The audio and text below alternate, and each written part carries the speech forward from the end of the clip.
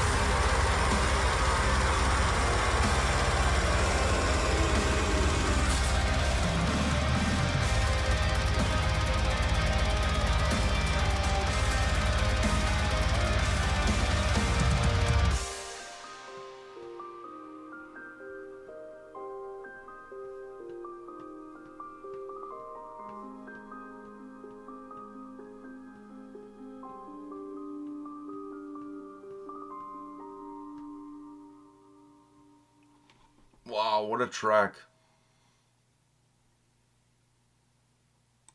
What a track. What a way to end off the track, too. I know, perfect way to end it. The start surprised me because I was expecting them to go a little bit more atmospheric at the beginning. It kind of felt to me like it was going that way, but then it just kind of hits you. It's like out of nowhere, like an RKO. The atmospheric part happens later, and it happens with that.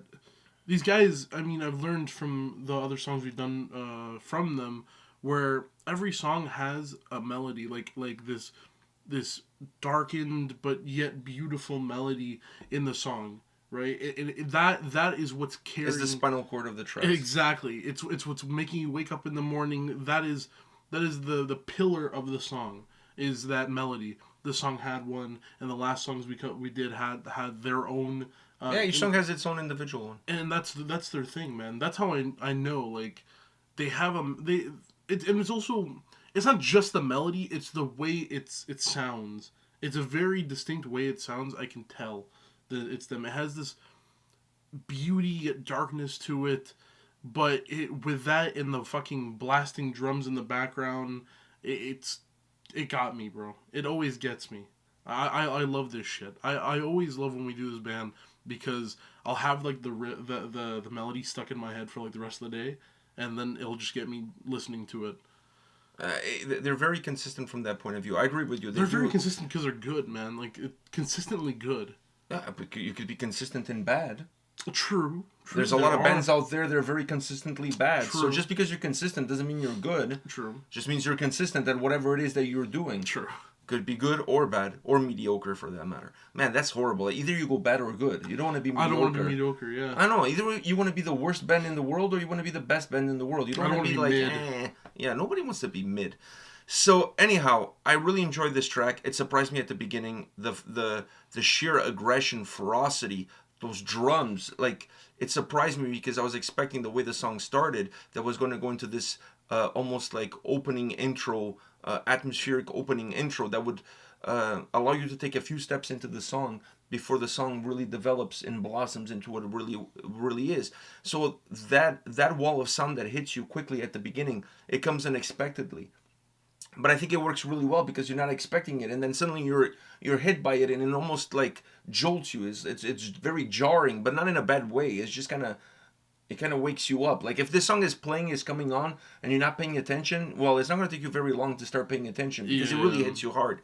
So in that sound, that heaviness weaves in throughout the track. It's not consistently that. I mean, if it was consistently that way throughout the entire song, probably would become a little bit overbearing. But I like the fact that it's not just in a moment. It becomes also part of the DNA of the track, and it keeps coming back to it.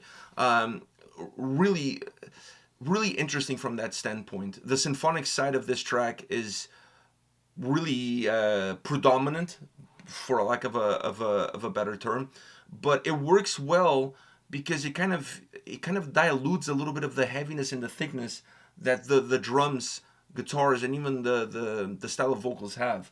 You need something to kind of make the song a little bit easier to digest. If you have a song that's just super heavy, super thick, super dense, it's harder for the listener to see the ebbs and flows in the track. And I felt like the symphonic elements really create more of an ebb and flow throughout the song and allow the heavier side of the track to be a little bit easier to process. And then when it comes back on, that heavier side feels even heavier than what it was before. So there's that beauty in it. The melody that you're talking about, it's kind of like a mixture of being melodic with haunting, with menacing, but also welcoming. It's beautiful. It's inviting. It kind of invites you in. So it has all of these different characteristics built into that melody that works really well. And it surrounds that heaviness and everything that is happening really, really well as the song develops and as the song processes.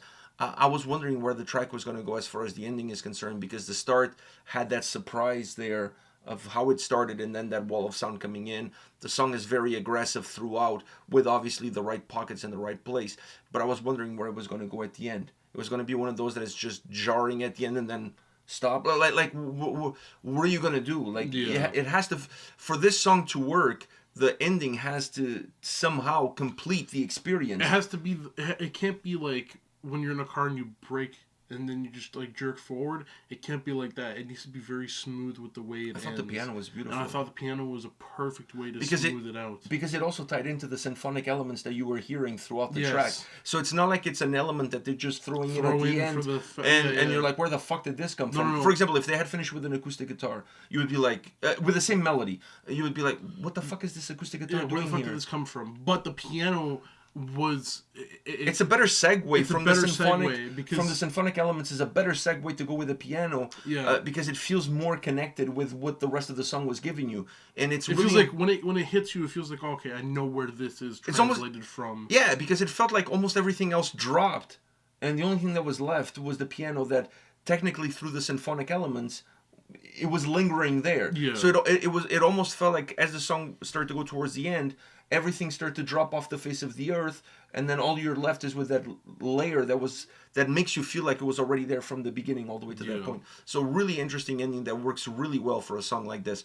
One last thing I want to ask you is about the vocals. I mean, why? The vocal, I mean... I don't know. I felt at points it felt too low to me. No. I think the... Especially the intro. I could barely... I saw the lyrics showing up on the screen, and I could barely hear the voice. But when I saw slut on the screen, you know... By the way, I wonder if it means the same to them as it does to us. Probably doesn't. I don't know if... Because he says Sloot. Sloot. You guys watching this, you're such a bunch of sloots. Yeah.